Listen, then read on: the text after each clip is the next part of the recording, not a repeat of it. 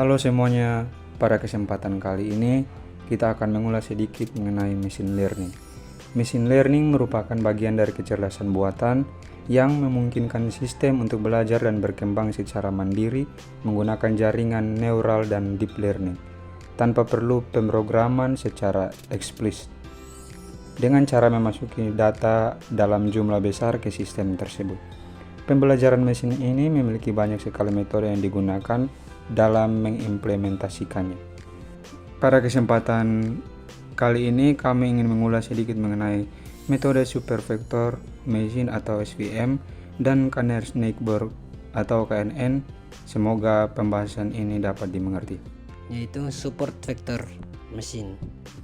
Support vector machine atau SVM adalah salah satu metode dalam pembelajaran mesin yang digunakan untuk klasifikasi dan regresi.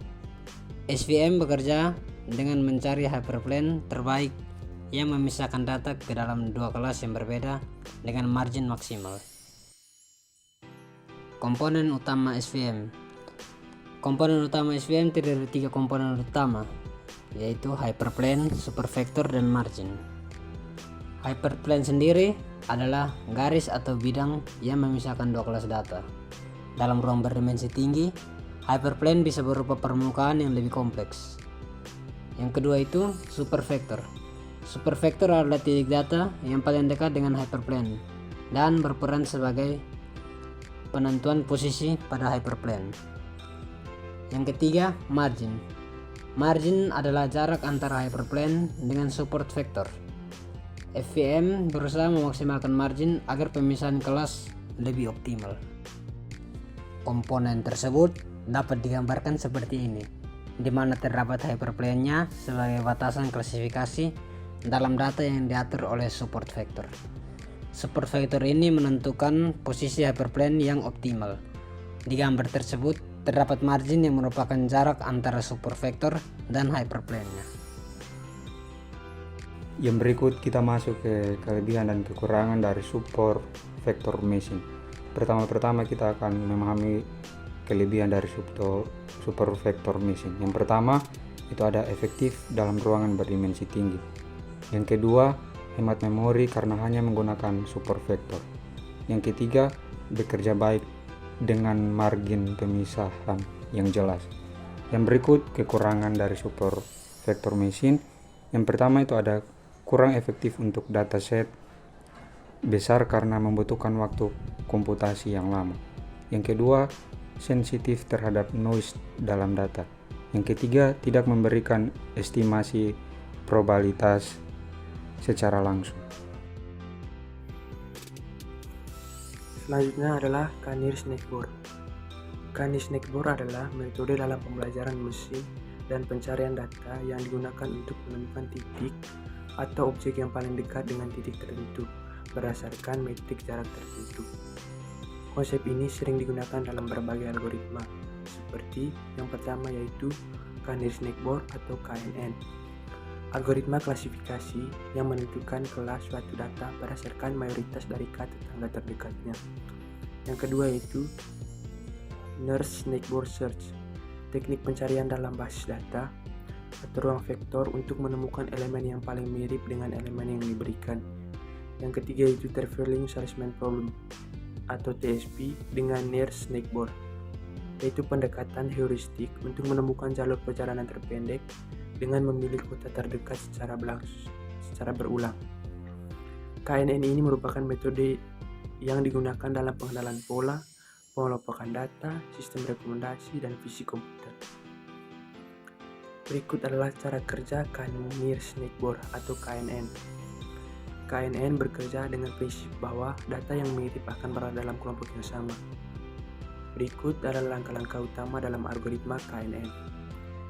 Yang pertama yaitu menentukan jumlah tetangga terdekat atau K. Nilai K harus ditentukan sebelum klasifikasi dilakukan. Yang kedua, menghitung jarak antara data baru dengan semua data dalam dataset. Jarak biasanya dihitung menggunakan Euclidean distance, Manhattan distance, atau Minkowski distance. Yang ketiga yaitu menentukan K tetangga terdekat. Data baru diklasifikasikan berdasarkan mayoritas kelas dari K tetangga terdekatnya. Yang keempat, menentukan kelas data baru, di mana data baru diberi label berdasarkan mayoritas kelas dari tetangga terdekatnya. Yang berikut kita masuk ke kelebihan dan kekurangan dari Canary Snakeboard. Yang pertama kita akan membahas duluan mengenai kelebihan Canary Snakeboard. Kelebihan yang pertama itu ada mudah dipahami dan diimplementasikan. Algoritma ini sangat intuitif dan tidak memerlukan asumsi yang kompleks. Yang kedua, dapat digunakan untuk klasifikasi dan regresi. Canary Snakeboard fleksibel dalam berbagai jenis masalah. Yang ketiga, tidak memerlukan pelatihan model.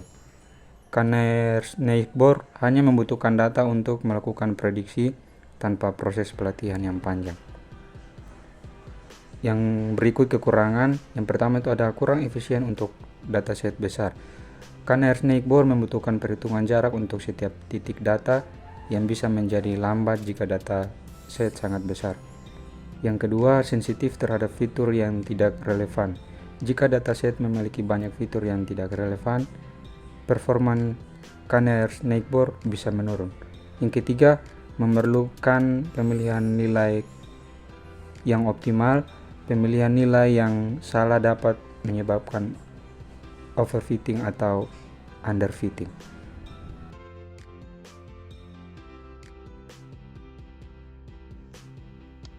Kita akan masuk di kesimpulan.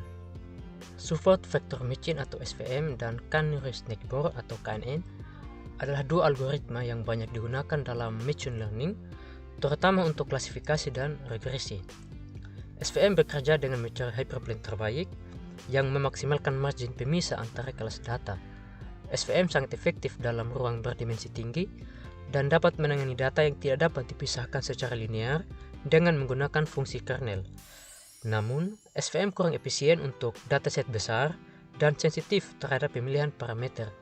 KNN di sisi lain adalah metode berbasis jarak yang menentukan kelas suatu data berdasarkan mayoritas mereka tetangga terdekat. KNN mudah dipahami dan tidak memerlukan proses pelatihan, tetapi bisa menjadi lambat untuk dataset besar karena perhitungan jarak yang intensif.